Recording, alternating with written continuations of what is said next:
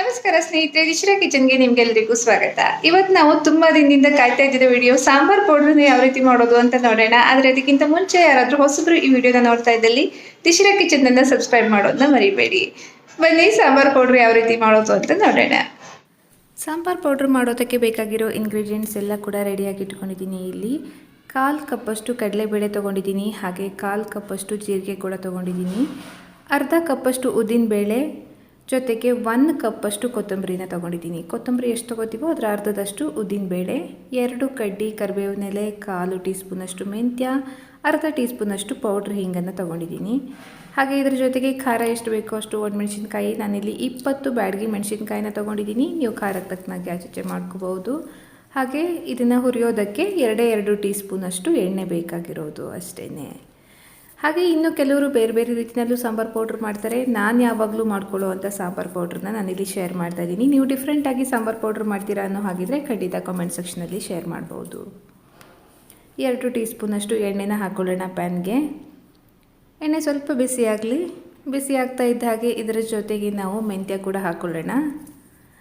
ಮೆಂತ್ಯ ಮತ್ತು ಜೀರಿಗೆನ ಒಟ್ಟಿಗೆ ಹುರ್ಕೋಬೋದು, ಎರಡೂ ಕೂಡ ಬೇಗ ಹುರಿಯುತ್ತೆ. ಹಾಗಾಗಿ ನಾನು ಜೀರಿಗೆನೂ ಕೂಡ ಇದರೊಟ್ಟಿಗೆ ಹಾಕ್ತಾಯಿದ್ದೀನಿ. ಇವೆರಡನ್ನು ಕೂಡ ಅಷ್ಟೇ ಒಂದು 2-3 ನಿಮಿಷ ಸಣ್ಣ ಊರಿನಲ್ಲಿ ಹುರ್ಕೋಬೇಕಾಗಿರೋದು. ಜೀರಿಗೆ ತುಂಬ ಕಪ್ಪಾಗಬಾರ್ದು, ಜಸ್ಟ್ ಘಮ ಘಮ ಬಂದರೆ ಸಾಕು. ಇದ್ರದ್ದು ಒಂದು 2-3 ನಿಮಿಷ ಸಣ್ಣ ಊರಿನಲ್ಲೇ ನಾನು ಇದನ್ನ ಹುರಿದಿದ್ದೀನಿ. ಈಗ ಇಷ್ಟಾದರೆ ಸಾಕು. ಇದನ್ನ ನಾವು ಬೇರೆ ಒಂದು ಪಾತ್ರೆಗೆ ಹಾಕಿಟ್ಕೊಂಡ್ಬಿಡೋಣ. ಸಾಂಬಾರು ಪೌಡ್ರನ್ನ ನಾವು ಎಲ್ಲನೂ ಒಟ್ಟಿಗೆ ಹುರಿಬಾರ್ದು, ಒಂದೊಂದಾಗಿ ಸಪ್ರೇಟಾಗಿ ಇದನ್ನ ಹುರ್ಕೋಬೇಕಾಗಿರೋದು. ನೆಕ್ಸ್ಟ್ ನಾವು ಇದ್ರ ಜೊತೆಗೆ ಮಿಕ್ಕಿರೋ ಇಂಗ್ರೀಡಿಯೆಂಟ್ಸನ್ನು ಹಾಕಿದ್ರೆ ಜೀರಿಗೆ ಸೀದೋಗುತ್ತೆ. ಹಾಗಾಗಿ ಜೀರಿಗೆನ ಸಪ್ರೇಟಾಗಿ ತೆಗೆದಿಟ್ಕೊಳ್ಳೋಣ. ನೆಕ್ಸ್ಟು ಕೊತ್ತಂಬರಿ ಮತ್ತು ಎಣ್ಣೆ ಹಾಕೋ ಅಗತ್ಯ ಇಲ್ಲ. ಇರೋ ಎಣ್ಣೆನಲ್ಲೇ ನಾವು ಇದನ್ನ ಹುರ್ಕೋಬೋದು. ಎಣ್ಣೆ ಹಾಕದೇ ಹುರಿದ್ರೂ ಕೂಡ ನಡೆಯುತ್ತೆ. ಬಟ್ ಎಣ್ಣೆ ಹಾಕಿದಾಗ ಕೊತ್ತಂಬರಿ ಒಂದು ಸ್ವಲ್ಪ ಘಮ ಘಮ ಇರುತ್ತೆ ಅನ್ನೋದು ಸಲುವಾಗಿ ಎಣ್ಣೆ ಹಾಕಿರೋದು ಸ್ಟಾರ್ಟಿಂಗಲ್ಲಿ ಅಷ್ಟೇ. ಕೊತ್ತಂಬರಿನೂ ಕೂಡ ಅಷ್ಟೇ ಸಣ್ಣ ಉರಿನಲ್ಲೇ ಹುರ್ಕೊಳ್ಳೋಣ. ಕೆಂಪಗಾಗೋವರೆಗೂ ಇದನ್ನ ಹುರಿದ್ರೆ ಸಾಕು. ತುಂಬ ಸೀದೋಗ್ಲೂಬಾರ್ದು, ಹಾಗಂತ ಹಸಿನೂ ಇರಬಾರ್ದು. ಇಷ್ಟು ಕೆಂಪಗಾಗೋವರೆಗೂ ನಾವು ಇದನ್ನ ಹುರಿಬೇಕಾಗಿರೋದು. ನೋಡ್ಬೋದು ನೀವು ಎಷ್ಟು ಕೆಂಪಗಾಗಿದೆ ಅಂತ. ಇಷ್ಟಾದರೆ ಸಾಕು. ಘಮ ಘಮ ಪರಿಮಳ ಕೂಡ ಬರ್ತಾ ಇದೆ. ಈಗ ನಾವು ಇದನ್ನು ಕೂಡ ಸಪ್ರೇಟಾಗಿ ತೆಗೆದಿಟ್ಬಿಡೋಣ. ಜೀರಿಗೆ ಒಟ್ಟಿಗೆ ಹಾಕಿಡ್ಬೋದು ಸೈಡಲ್ಲಿ ತಣ್ಣಗಾಗೋದಕ್ಕೆ. ನೆಕ್ಸ್ಟು ಉದ್ದಿನಬೇಳೆನೂ ಕೂಡ ಅಷ್ಟೇ. ಇದನ್ನು ಕೂಡ ಕೆಂಪಗಾಗೋವರೆಗೂ ನಾವು ಹುರ್ಕೋಬೇಕಾಗಿರೋದು. ಆದರೆ ಎಲ್ಲನೂ ಒಟ್ಟಿಗೆ ಹುರಿಬೇಡಿ, ಸಾಂಬಾರು ಪೌಡ್ರಿಗೆ ಸಪ್ರೇಟಾಗಿಯೇ ಹುರ್ಕೋಬೇಕು ಎಲ್ಲನೂ. ಆಗಲೇ ಅದರ ಘಮ ತುಂಬ ಚೆನ್ನಾಗಿ ಬರುತ್ತೆ. ಉದ್ದಿನಬೇಳೆನೂ ಕೂಡ ಕೆಂಪಗಾಯಿತು ನೋಡ್ಬೋದು. ಒಂದು 3-4 ನಿಮಿಷ ಬೇಕಾಗುತ್ತೆ ಉದ್ದಿನಬೇಳೆನ ಹುರಿಯೋದಕ್ಕೆ. ಇಷ್ಟು ಕೆಂಪಗಾಗೋವರೆಗೂ ಕೂಡ ನಾವು ಉದ್ದಿನಬೇಳೆನ ಹುರಿಬೇಕಾಗಿರೋದು. ಇದನ್ನು ಕೂಡ ಅಷ್ಟೇ ಎಲ್ಲದರ ಜೊತೆಗೇ ಹಾಕಿ ತಣ್ಣಗಾಗೋದಕ್ಕೆ ಬಿಡೋಣ. ಒಂದೊಂದಾಗಿ ಹುರಿದು ಸೇರಿಸ್ಕೋಬೇಕಾಗಿರೋದು ಅಷ್ಟೇ. ನೆಕ್ಸ್ಟು ಕಡಲೆಬೇಳೆನೂ ಕೂಡ ಅಷ್ಟೇ ಕೆಂಪಗಾಗೋವರೆಗೆ ಇದನ್ನ ಹುರಿಬೇಕಾಗಿರೋದು. ಉದ್ದಿನಬೇಳೆ ಕಡಲೆಬೇಳೆ ಒಟ್ಟಿಗೆ ಬೇಕಿದ್ರೂ ಕೂಡ ನೀವು ಹುರಿಬಹುದು, ಆದರೂ ಕೂಡ ಸಪ್ರೇಟಾಗಿ ಹುರಿದ್ರೆ ತುಂಬ ಚೆನ್ನಾಗಾಗತ್ತೆ. ಕೆಂಪಗಾಗೋವರೆಗೆ ಇದನ್ನು ಕೂಡ ಹುರ್ಕೊಂಡಿದ್ದೀನಿ. ಹಾಗೆ ನಾನಿಲ್ಲಿ ಎಲ್ಲ ಕಡೆ ಹುರಿದಿರೋದನ್ನ ಫಾರ್ವರ್ಡ್ ಮಾಡಿದ್ದೀನಿ. ಹಾಗಾಗಿ ಒಂದೊಂದನ್ನು ಕೂಡ 2-3 ನಿಮಿಷ ಬೇಕಾಗಿದೆ ಹುರಿಯೋದಕ್ಕೆ.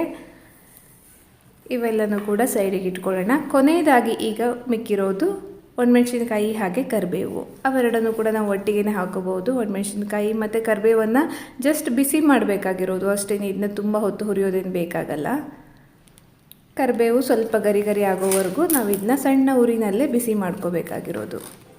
ಪೌಡ್ರ್ ಮಾಡೋದಕ್ಕೆ ಚೆನ್ನಾಗಾಗತ್ತೆ ಅನ್ನೋದಕ್ಕೋಸ್ಕರ ಇದನ್ನ ಫ್ರೈ ಮಾಡ್ಕೊಳ್ತಿರೋದು. ಸಣ್ಣ ಊರಿನಲ್ಲೇ ಒಂದು 2-3 ನಿಮಿಷ ಈ ರೀತಿ ಕರಿಬೇವೆಲ್ಲ ಗರಿ ಆಗೋವರೆಗೂ ಇದನ್ನ ಹುರಿದ್ರೆ ಸಾಕು. ನೋಡ್ಬೋದು ಚೆನ್ನಾಗಿ ಪೌಡ್ರ್ ಆಗ್ತಾಯಿದೆ ಕರಿಬೇವು. ಈಗ ಸ್ಟವನ್ನು ಆಫ್ ಮಾಡಿದ್ದೀನಿ. ಮಿಕ್ಕಿರೋದನ್ನೆಲ್ಲನೂ ಕೂಡ ಇದರ ಜೊತೆಗೇ ಸೇರಿಸ್ತಾ ಇದ್ದೀನಿ. ಇವೆಲ್ಲನೂ ಕೂಡ ಸೇರಿಸಿ ಈಗ ಇದರ ಜೊತೆಗೆ ಕೊನೆಯಲ್ಲಿ ಇಂಗನ್ನು ಕೂಡ ಮಿಕ್ಸ್ ಮಾಡ್ಕೊಳ್ಳೋಣ. ಇಂಗನ್ನು ಮುಂಚೆನೇ ಹಾಕಿಲ್ಲ, ಪೌಡ್ರ್ ಹಿಂಗಾಗಿರೋದ್ರಿಂದ ಕೊನೆಯಲ್ಲಿ ಇದನ್ನ ಬಿಸಿ ಇರೋವಾಗಲೇ ಆ್ಯಡ್ ಮಾಡಿದ್ರೆ ಸಾಕು. ಇದನ್ನೊಮ್ಮೆ ಚೆನ್ನಾಗಿ ಮಿಕ್ಸ್ ಮಾಡಿ ತಣ್ಣಗಾಗೋದಕ್ಕೆ ಬಿಡೋಣ. ಒಂದು 15 ನಿಮಿಷ ಇದನ್ನ ತಣ್ಣಗಾಗೋದಕ್ಕೆ ಬಿಡಿ. ಬಿಸಿ ಇರೋವಾಗಲೇ ನಾವು ಮಿಕ್ಸಿ ಮಾಡೋಕ್ಕಾಗಲ್ಲ. ಹಾಗಾಗಿ ಇದನ್ನ ಪೂರ್ತಿಯಾಗಿ ತಣ್ಣಗಾಗೋದಕ್ಕೆ ಬಿಡಬೇಕು. ಪೂರ್ತಿಯಾಗಿ ತಣ್ಣಗಾದ ಮೇಲೇ ನಾವು ಇದನ್ನ ಮಿಕ್ಸರ್ ಜಾರ್ಗೆ ಹಾಕಬೇಕಾಗಿರೋದು. ಘಮ ಪರಿಮಳ ಅಂತೂ ತುಂಬ ಚೆನ್ನಾಗಿ ಬರ್ತಾ ಇದೆ ಸಾಂಬಾರು ಪೌಡ್ರದ್ದು. ಈಗ ಇದನ್ನ ಒಂದು ಚಿಕ್ಕ ಮಿಕ್ಸಿ ಜಾರ್ಗೆ ಹಾಕ್ಕೊಂಡು ಪೌಡ್ರ್ ಮಾಡ್ಕೊಳ್ತೀನಿ.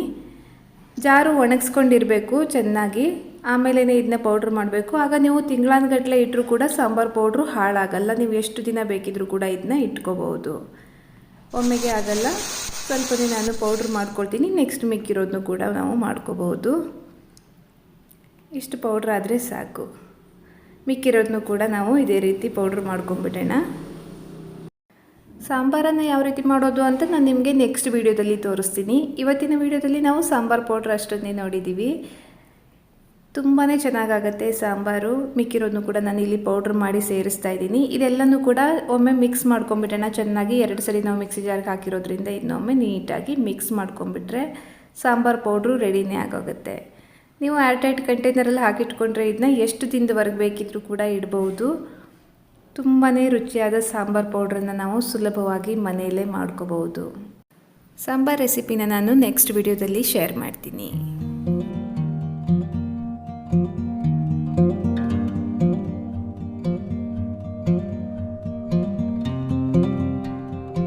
ತುಂಬಾನೇ ಸುಲಭ, ಖಂಡಿತವಾಗಿ ಕೂಡ ಟ್ರೈ ಮಾಡಿ ನೋಡಿ. ಹಾಗೆ ಇವತ್ತಿನ ವಿಡಿಯೋ ಕೂಡ ಇಷ್ಟ ಆಗಿದ್ರೆ ಒಂದು ಲೈಕ್ ಮಾಡಿ, ಹೊಸಬರಾಗಿದ್ರೆ ಸಬ್ಸ್ಕ್ರೈಬ್ ಮಾಡಿ, ಅನಿಸಿಕೆಗಳನ್ನ ಆಸ್ ಯೂಶುವಲ್ ಕಮೆಂಟಲ್ಲಿ ತಿಳಿಸಿ. ಸಿಗೋಣ ಮುಂದಿನ ವಿಡಿಯೋದಲ್ಲಿ. ಹಾಗೆ ಈ ವಿಡಿಯೋನ ಸಾಕಷ್ಟು ಜನರಿಗೆ ಶೇರ್ ಕೂಡ ಮಾಡಿ. ಸಿಗೋಣ ಮುಂದಿನ ವಿಡಿಯೋದಲ್ಲಿ. ಅಲ್ಲಿಯವರೆಗೆ ಧನ್ಯವಾದ.